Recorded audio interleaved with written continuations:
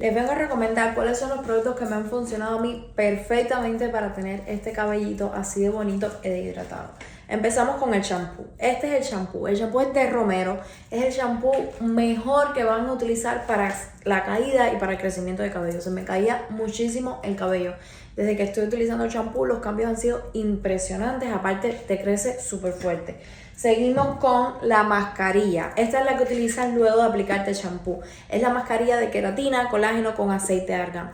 Te deja el cabello así de hidratado, lacio, súper lindo y sin absolutamente nada de frizz, sin necesidad de que tengas que utilizar calor en planchas y en secadores. Y por último es este aceitico que está por acá. Es el aceitico de argán. Este aceitico te lo pones en las punticas, te sella las punticas abiertas, te las hidrata y aparte también te lo protege térmicamente de los daños del calor.